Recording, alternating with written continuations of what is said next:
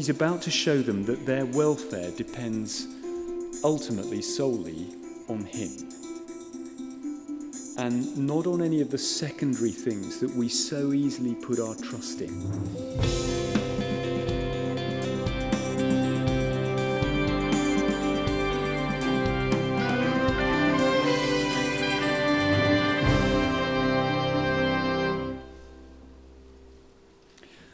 Let's pray as we stand. Father God, through this part of your word, please help us to see your love, not just in the cross, but in your hand behind all the circumstances of our lives. In Jesus' name, amen. Please have a seat.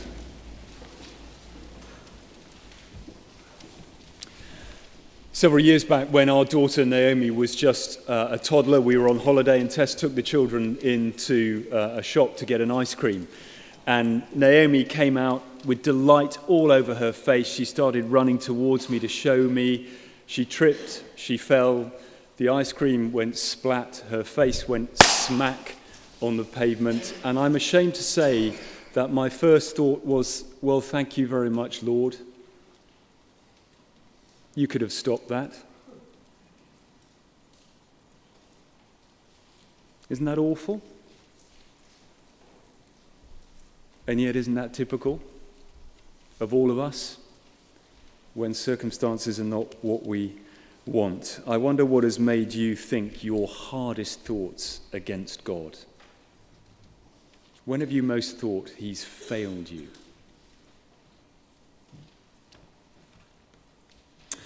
My reaction that day and to much bigger hardship shows that I really want God to protect me and everyone I love from any hardship at all. It shows I want to live in a little bubble of ease where there are no accidents, no failures, no setbacks, no health problems, no disappointments, nothing that would be hard for my faith. And that is where we and God beg to differ, because God knows that if he did let us live in that bubble, our faith in him would not grow, and in fact, we might find we were kidding ourselves that we were trusting in him at all. And that's why he allows us to face hardship, to test and strengthen our faith in him. And that is the big theme of our Bible passage this evening as we restart this series in the Old Testament book of Exodus. So could you turn in the Bible to page 57, and that will get you to Exodus chapter 15, and there is a talk outline if you want it, on page 7 of the service sheet. So page 57 in the Bibles, tail end of Exodus chapter 15.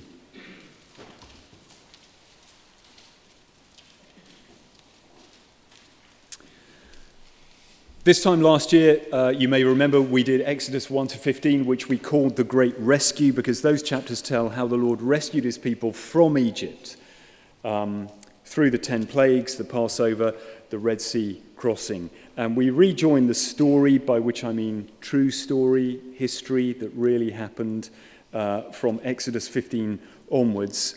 And we've called this new series Being God's People, because now he's rescued them, part 1. The next thing the Lord has to do is to teach them what it means to be his people, to live in relationship with him, part 2. So that's what we're on this spring. And that is why straight away he lets them face hardship to test and strengthen their faith in him. And we're going to look tonight at 3 testing times that the Lord engineers for them. They cover chapters 15 to 17. That's a long passage, but in the Bible, especially in the Old Testament, you often have to read long in order to get the point. And reading less than long, you're going to miss the point. Like here, where 3 testing times add up to 1 lesson. And just to say, the other passages in the series are on the program card and on our website, and especially with the longer ones, it would help you if you're able to read them over sometime before you come, because some of us speaking as per tonight are going to have to skip as we go. So let's rejoin the story at the end of chapter 15, which you could call test number 1, no water. So look down to Exodus 15 and verse 22. Then Moses made Israel set out from the Red Sea, and they went into the wilderness of Shur. They went 3 days in the wilderness and found no water, which was probably worse than anything you and I have ever faced. It was life or death for them, their children, their animals. Verse 23, when they came to Marah, they couldn't drink the water of Marah because it was bitter. Therefore, it was named Marah, which means bitter. So that's even more awful, because if there is one thing worse than finding no water, it's finding water and then discovering it's undrinkable. It's like finally becoming pregnant only to have the miscarriage, or finally getting the new job only for the new company to go bust. Verse 24, and the people grumbled against Moses, saying, "What shall we drink?" Which is the first sign that they are going to fail this test, because in this test, the Lord is asking them, will you trust me to look after you now that you've seen me rescue you? But there is no sign of a Godward response here, only a response aimed at Moses. You got us into this, you get us out of it. Nothing Godward, except from Moses, verse 25. And Moses cried to the Lord, and the Lord showed him a log or a tree, in some translations, and he chucked this thing into the water, and the water became sweet. But the point here is more than just water. Because read on, verse 26. There the Lord made for them a statute and a rule, and there he tested them, saying, if you will diligently listen to the voice of the Lord your God, and do that which is right in his eyes, and give ear to his commandments, and keep all his statutes, I will put none of the diseases on you that I put on the Egyptians. That is, I will do the opposite. I will bless you with the good things you need, for I am the Lord your healer. In other words, he's saying what you most need is to learn to trust me and therefore obey me, even if I say you are to head out into this desert to meet me over there at Mount Sinai. And they're saying, but, haven't you checked the map, Lord? There are no service stations. In fact, there are no motorways. And the Lord says, no, but will you trust me and therefore obey me now that you've seen me rescue you? One of our big problems is that we make our obedience conditional on whether we think the Lord is delivering for us. So back then, he got his people out of slavery in Egypt, and they thought, great, we'll trust and obey. Then he brings about this water crisis, and they think, oh, maybe we won't trust and obey after all. Not with this. This was not in our script. And you can see yourself in the mirror. Life is going according to our script, and so we think, great, we'll trust and obey. And then along comes something that was not in our script. Results go wrong, or uni goes wrong, or relationships go wrong, or career goes wrong, or children go wrong, or health goes wrong, or whatever else goes wrong. And we think, well, maybe he's not worth trusting and obeying after all. And the test here is this question. Am I trusting and obeying the Lord primarily for the blessing that I hope will come back by way of a deal? Or am I trusting and obeying the Lord primarily because that's the right way to treat the Lord? Don't get me wrong, I'm not saying he doesn't bless us with good things, but that's not the primary reason for trusting and obeying him. And we need to learn to trust and obey him through the times where we can't see how he's being good to us. And those times will come, perhaps often. And if you are here just looking into the Christian faith, it's really important to get this, because it's very easy to get the message from some churches or Christian circles that coming to Jesus will solve all your problems, it'll give you immunity from hardship, and it won't. Having Jesus as rescuer and Lord is not easier, but it is ultimately better. And the Israelites could very soon see again that the Lord was in fact being good to them. If you look at verse 27, then they came to Elim, where there were 12 springs of water and 70 palm trees. And they encamped there by the water. And that is more water and shade than they could have dreamt of. That is T-Bay services plus. Waitrose, the lot. It was the Lord's way of saying, you can trust me. I can provide for you because I know what is ahead in a way that you don't, because I create the future. So that's test number 1, no water. On to test number 2, no food. Look down to chapter 16, verse 1. They set out from Elim, and all the congregation of the people of Israel came to the wilderness of Sin, which is between Elim and Sinai, on the 15th day of the 2nd month after they had departed from the land of Egypt. And the whole congregation of the people of Israel grumbled against Moses and Aaron in the wilderness, and the people of Israel said to them, would that we had died by the hand of the Lord in the land of Egypt, when we sat by the meat pots, and we ate bread to the full, for you've brought us out into this wilderness to kill this whole assembly with hunger. So how would you mark them on test number 2? Pass, fail, or never turned up? What it shows is how hardship can make us completely lose our grip on reality, let alone on the Lord. I mean, just listen to verse 3 again. Give this a reality check. Would that we had died by the hand of the Lord in the land of Egypt, when we sat by the meat pots and ate bread to the full. It makes Egypt sound idyllic, doesn't it? As if it had been 5-star all-inclusive at Sharm el-Sheikh instead of desperate slavery. But one area of hardship in the present, and you can just lose your grip on reality and especially on the past, and think you were better off before being rescued to be one of God's people. And maybe you can relate to that right now. Maybe you have hit a hardship that you never thought the Lord Jesus would let come your way.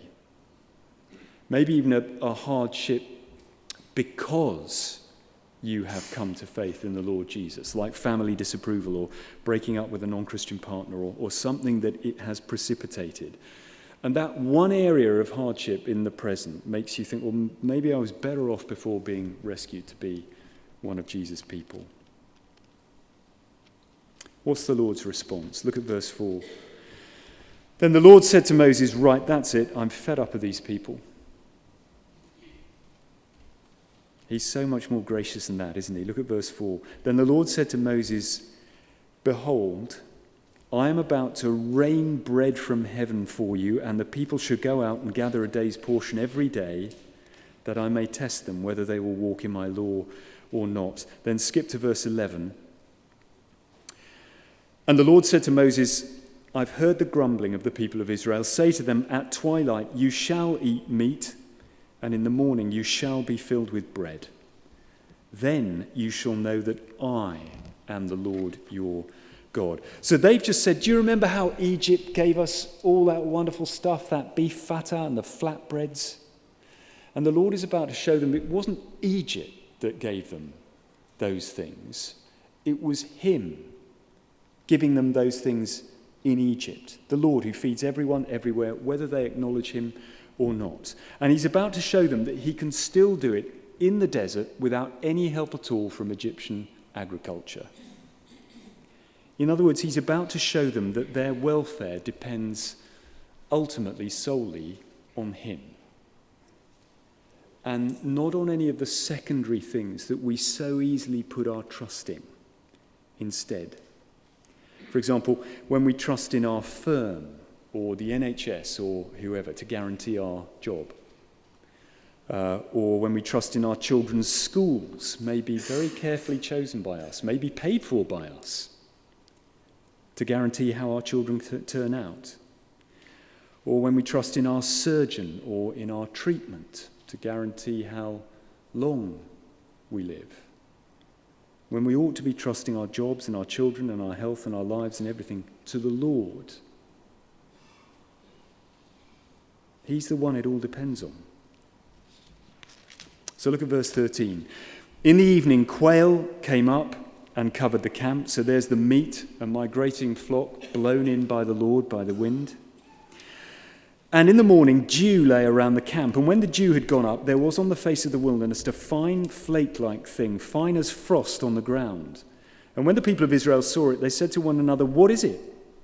For they didn't know what it was. And in Hebrew, which is what they spoke, what is it sounds a bit like manna, which is why they called it manna rather than frosties, which would have been equally appropriate but lost in translation on them. So it was manna. And Moses said to them, "It is the bread that the Lord has given you to eat." But again, the point here is more than just bread. The point is that what they most need is to learn to trust the Lord and therefore obey him now they've seen him rescue them. And so the Lord makes the gathering of this manna another test of faith. So just look back to verse 4 again to see that. Then the Lord said to Moses, "Behold, I'm about to rain bread from heaven for you, and the people shall go out and gather a day's portion every day, that I may test them, whether they will walk in my law or not." So that's the point. For time's sake, we need to skip through the rest of chapter 16. Let me sum it up like this. First, the Lord told them just to gather enough manna for the day and to store none for the following day. But unbelieving, common sense Joe Israelite says to himself, you want to get as much as you can while you can. It might not be here tomorrow. You know, a bird in the hand. So look at verse 19. And Moses said to them, "Let no one leave any of it over till the morning." But they didn't listen to Moses. Some left part of it till the morning, and it bred worms and stank. And Moses was angry with them. So what's the test for faith there? It's whether they will trust the Lord to give again tomorrow and the next day and every day, so that they don't need to save it up. Now, that isn't saying the Lord is against prudent saving for the future. He's for prudent saving, but there is a kind of unbelieving saving, isn't there, that says, I'm going to hold on to as much of this as I possibly can because the Lord might not give again. I might not get another chance. That's unbelief speaking, isn't it? And that's a recipe for selfish saving and failing to give and be generous. Then secondly, in this chapter, the Lord told them only to gather on 6 days, and on day 6 to gather enough for 2 days so that they could have a Sabbath, a rest from regular work on day 7. So look on to verse 22. On the 6th day, they gathered twice as much bread, 2 omers each, and when all the leaders of the congregation came and told Moses, he said to them, "This is what the Lord has commanded. Tomorrow is a day of solemn rest, a holy Sabbath to the Lord. Bake what you'll bake and boil what you'll boil, and all that's left over lay aside to be kept till the morning." So they laid it aside till the morning, as Moses commanded them, and it didn't stink, and there were no worms in it. Moses said, "Eat it today, for today is a Sabbath to the Lord. Today you will not find it in the field. For 6 days you shall gather it, but on the 7th day, which is a Sabbath, there will be none." But unbelieving, common sense Joe Israelite said to himself, you don't want to miss a day. That's a lost opportunity. That's stupid. You want to get as much as you can while you can. So verse 27, on the 7th day, some of the people went out to gather, but surprise, surprise, they found none. And the Lord said to Moses, "How long will you refuse to keep my commandments and my laws? See, the Lord has given you the Sabbath. Therefore, on the 6th day, he gives you bread for 2 days. Remain each of you in his place. Let no one go out of his place on the 7th day." And so the people rested on the 7th day. So what is the test for faith there? It's to trust that one day off from regular work is not a problem or a risk or a lost opportunity, but a gift. Did you see that in verse 29? He says, the Lord has given you the Sabbath. It's a gift to get you out of the kind of Marxist view that actually you're just economic units. It's a gift to remind you you're not just a worker, and that life is not just about having enough to live on, or even having more than enough to live on so that you can live in luxury. It's a gift to remind you you're made in God's image, and so life for us is to live in relationship with God, and anything less than that is just existing, which when you think about it is what most of the people around us are doing tomorrow, aren't they? Maybe it's what you're doing right now, and the emptiness of it is saying to you, there's got to be more to life than this, and there is. There is. That's test number 2, no food, and finally on to test number 3, no water, which has a kind of familiar ring to it, doesn't it? No water. Again. Look down to chapter 17 and verse 1. All the congregation of the people of Israel moved on from the wilderness of Sin by stages according to the commandment of the Lord and camped at Rephidim. So this is when they parked themselves in front of Mount Sinai. But there was no water for the people to drink. And in case we are sitting here on our spiritual high horses, let's just ask ourselves the question, have we ever failed the same spiritual test twice? Have we ever reacted faithlessly to the same hardship? Okay, so let's dismount our high horses and listen humbly. Verse 2. Therefore the people quarreled with Moses and said, "Give us water to drink." And Moses said to them, "Why do you quarrel with me? Why do you test the Lord?" But the people thirsted there for water, and the people grumbled against Moses and said, "Why did you bring us up out of Egypt to kill us and our children and our livestock with thirst?" So Moses cried to the Lord, "What shall I do with this people? They're almost ready to stone me." And the Lord said to Moses, "Pass on before the people, taking with you some of the elders of Israel, and take in your hand the staff with which you struck the Nile, and go. Behold, I'll stand before you there on the rock at Horeb," in other words, Sinai, "and you shall strike the rock, and water shall come out of it, and the people will drink." And Moses did so in the sight of the elders of Israel. And he called the name of the place Massah, which means testing, and Meribah, which means quarreling, because of the quarreling of the people of Israel, and because they tested the Lord by saying, "Is the Lord among us or not?" So the big theme of these chapters is that the Lord allowed them to face hardship to test their faith. But that wasn't for his sake. It's not like the Lord was sitting up in heaven, scratching his head, saying, "I wonder if any of them trust in me yet." I mean, he knew that already. You know, he can read our hearts. He knows the answer to that question for all of us right now. The testing was for their sake, to show them whether they had begun to trust in him yet, and if they had, to strengthen their faith as they saw him first put them in need and then provide for them. And he tests us in the same way for our sake. The new thing in chapter 17 is that Moses says to them, you need to realize that by the way you are responding, you are testing the Lord. Because you're saying to God, we are not going to trust in you unless you pass the test we set for you. And the test is, you don't let any hardship like this happen to us. You don't allow any circumstances we don't want. And if you do, end of verse 7, we will ask the question, is the Lord among us or not? And we will decide not. We will decide you're not with us. You're not worth trusting and obeying. Maybe you're not even real. That you have failed our test. And that's the attitude we're being warned against here. It's not the believing questioning that you find all over the Bible, in Job, in the Psalms. It's a different thing.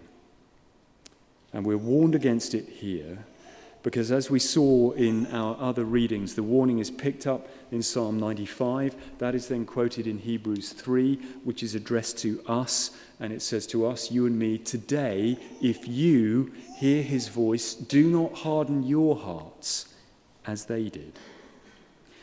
And we harden our hearts and we test God whenever we say, I won't keep trusting and obeying you unless ... unless you give me these results or open those doors, unless you give me this relationship or fulfill that dream. And God may well have failed many of the tests that you and I have set him. But that doesn't mean he's failed us, does it? Because in his greater wisdom, he may not have given us things we've wanted, at least not yet, or not how we expected them. But the whole sweep of the Bible says that having rescued his people, he will give them everything they need and everything that is good for them, including hardship to test and strengthen the reality of our faith. And the lovely New Testament version of that lesson is Romans 8, verse 32, which says this: "He who did not spare his own son, but gave him up for us all, how will he not, with him, graciously give us all things?" Not all things we want or dream of, but every single thing we need between now and heaven. And the Lord is asking us, will you trust me to do that now you've seen me rescue you at the cross? Let's pray.